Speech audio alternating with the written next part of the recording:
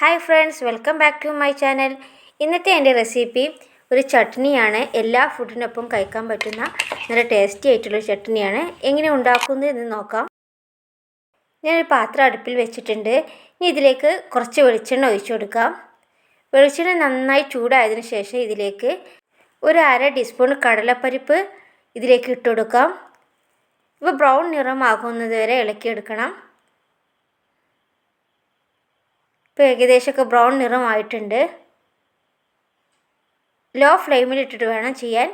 ഇനി ഇതിലേക്ക് ഒരു 1/4 ടീസ്പൂൺ ചെറിയ ജീരകം കൂടി ഇട്ട് കൊടുക്കാം. ഒരു 4 വറ്റൽമുളക് കൂടി ഇതിലേക്ക് ചേർത്ത് കൊടുക്കാം. ഇവ നന്നായി ചൂടായതിനു ശേഷം ഇതിലേക്ക് ഒരു 5 അല്ലി വെളുത്തുള്ളി അരിഞ്ഞത് ഇട്ട് കൊടുക്കാം. ഇവ നന്നായി ഇളക്കി യോജിപ്പിച്ചെടുക്കണം. ഇനി ഇതിലേക്ക് ഒരു 2 വലിയ ഉള്ളി കൊത്തി അരിഞ്ഞത് ഇട്ട് കൊടുക്കാം. ഉള്ളിയുടെ പച്ചമണം പോകുന്നത് വരെ നമുക്ക് വഴറ്റിയെടുക്കാം. ഇളക്കി കൊടുത്തിട്ടിരിക്കണം. ലോ ഫ്ലെയിമിൽ ഇട്ടിട്ട് വേണം ചെയ്യാൻ. ഇപ്പോൾ ഏകദേശമൊക്കെ വഴറ്റി റെഡി ആയിട്ടുണ്ട്. ഇനി ഇതിലേക്കൊരു വലിയ ക്യാപ്സിക്കമാണ് എടുക്കുന്നത്. വലിയ ക്യാപ്സിക്കം ചെറുതാക്കി അരിഞ്ഞിട്ടാണ് നമ്മൾ ഇതിലേക്ക് ഇട്ട് കൊടുക്കുന്നത്.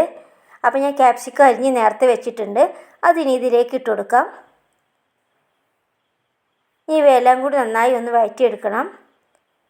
ക്യാപ്സിക്കം ഇട്ടതിന് ശേഷം അധികമൊന്നും വേവണ്ട.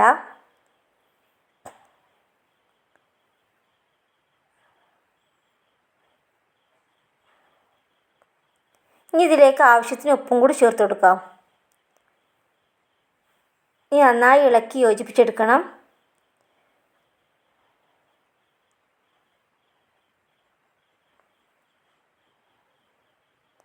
ഇതിൽ 1/4 ടീസ്പൂൺ ഗരം മസാല പൗഡറും കൂടി ചേർത്ത് കൊടുക്കാം. ഒരുപാട് സാധനം ഇതിലേക്ക് ആഡ് ചെയ്യുന്നില്ല. വളരെ കുറഞ്ഞ സാധനങ്ങൾ മാത്രമേ ഇതിലേക്ക് ഇട്ട് കൊടുക്കുന്നുള്ളൂ. ഇനി ഇതിലേക്ക് ഒരു വലിയ തക്കാളി കൊത്തി അരിഞ്ഞും കൂടി ഇട്ട് കൊടുക്കാം. എന്നിട്ട് നന്നായി യോജിപ്പിച്ചെടുക്കണം. തക്കാളി ഒരു ചെറുതായിട്ടൊന്ന് പച്ചമണമൊക്കെ പോകുന്ന വരെ ഒന്നുകൂടി വഴറ്റിയെടുക്കണം.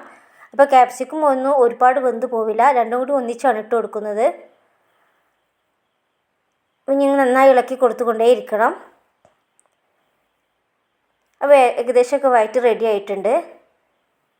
ഇനി നമുക്കിതിൻ്റെ കുറച്ച് മറ്റൊരു ബൗളിലേക്ക് മാറ്റാം. അതിൻ്റെ പകുതി മാത്രം എടുത്തിട്ട് മറ്റൊരു ബൗളിലേക്ക് മാറ്റാം. എന്നിട്ട് ഫ്ലെയിം ഓഫ് ചെയ്യാം. ഈ ഫ്ലെയിം ഓഫ് ചെയ്തിട്ടുണ്ട്. ഇനിയിപ്പോൾ ചൂടാറിയതിന് ശേഷം വേണം നമുക്ക് മറ്റു റെസിപ്പി ഉണ്ടാക്കാൻ. പിന്നെ നേരത്തെ മാറ്റി വെച്ചതാണിത്. ഇനി നേരത്തെ മാറ്റി വെച്ചിട്ടുള്ളത് ചൂടാറിയിട്ടുണ്ട്.